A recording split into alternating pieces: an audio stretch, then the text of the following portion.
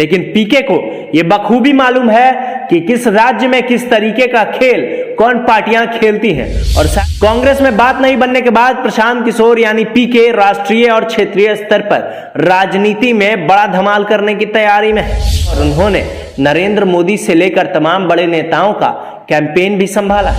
पहले भाजपा, फिर कांग्रेस और फिर जेडीयू और अलग अलग राजनीतिक पार्टियों के लिए चुनावी रणनीति बनाने वाले प्रशांत किशोर अब दूसरों के लिए रणनीति नहीं बनाकर खुद के लिए बनाएंगे। नमस्कार, मैं वैभव कुमार और आप देख रहे हैं बिहारी करेजा। हम आपको बता दें कि अब बिहार के सियासी गलियारों में प्रशांत किशोर वापस लौटने वाले हैं, लेकिन किसी दूसरी पार्टी के रणनीतिकार के तौर पर नहीं बल्कि खुद की पार्टी के। पीके अब अपनी पार्टी के लिए ही स्ट्रेटजी तैयार करेंगे। पीके ने इस तरफ इशारा कर दिया है। उन्होंने सोमवार को ट्वीट कर कहा कि जनता के बीच जाने का समय आ गया है और इसकी शुरुआत बिहार से। लेकिन प्रशांत किशोर की नई पार्टी कब तक लॉन्च होगी अभी इसका कोई खुलासा नहीं हुआ है।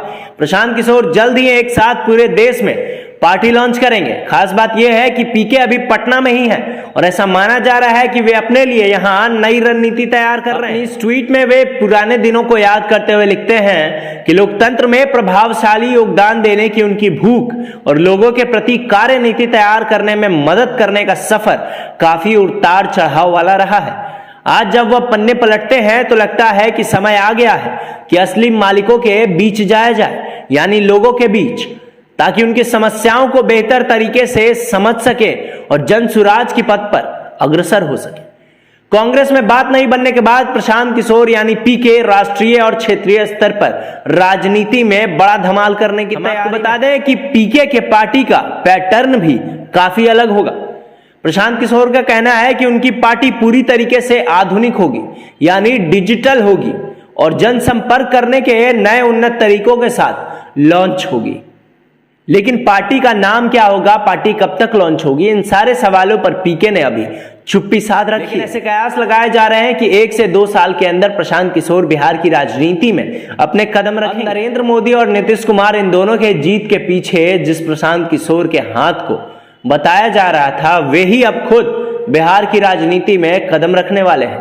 यानी क्या पीके की बिहार की राजनीति में एंट्री होने के बाद जनता दल यूनाइटेड समेत बिहार के विभिन्न राजनीतिक पार्टियों की मुश्किलें बढ़ने वाली हैं, क्योंकि प्रशांत किशोर चुनावी रणनीतिकार के तौर पर देश भर में काफी फेमस हैं और उन्होंने नरेंद्र मोदी से लेकर तमाम बड़े नेताओं का कैंपेन भी संभाला। यानी उनको पता है कि किस राज्य में किस तरीके का सियासी खेल खेला जा सकता है, फिर वो जातिगत आधार पे हो, शिक्षा के आधार पे हो या विभिन्न मुद्दों पर हो।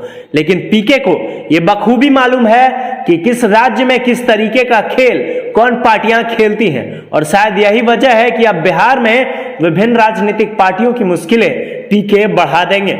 उनका कहना है कि अब वो खुद जनसंपर्क करेंगे, वो खुद जनता के बीच जाएंगे और बिहार की समस्या को सुनेंगे। पीके की इस ट्वीट के बाद से बिहार के राजनीतिक गलियारों में खलबली मचनी तो शुरू हो ही गई है। अब देखने वाली बात यह होगी कि जिस कांग्रेस ने पीके को ठुकराया है, जो बिहार समेत देश के विभिन्न राज्यों में सिमटती जा रही है, अब उसका क्या होगा। क्योंकि ऐसा बताया जा रहा था कि जब पीके कांग्रेस के साथ अगर जाते तो कांग्रेस में नई जान आ जाए। शायद कांग्रेस में उनकी स्थिति ठीक नहीं हो पाने के कारण, उनके पद को सही ढंग से स्थापित नहीं कर पाने के कारण पीके ने कांग्रेस को वापस छोड़ दिया है और अब वो किसी अन्य राजनीतिक पार्टियों के बजाय खुद अपनी पार्टी बनाकर बिहार में एंट्री मार। पीके की बिहार में एंट्री के लिए आप सभी बिहारवासी तैयार रहिए। साथ ही साथ विभिन्न राजनीतिक पार्टियों की मुश्किलें भी बढ़ सकती हैं। सियासी गलियारों से जुड़ी तमाम खबरों के लिए आप हमारे साथ बने रहें और देखते रहें बिहारी करेजा। अगर ये वीडियो आपको पसंद आया है तो लाइक, शेयर और सब्सक्राइब जरूर करिएगा।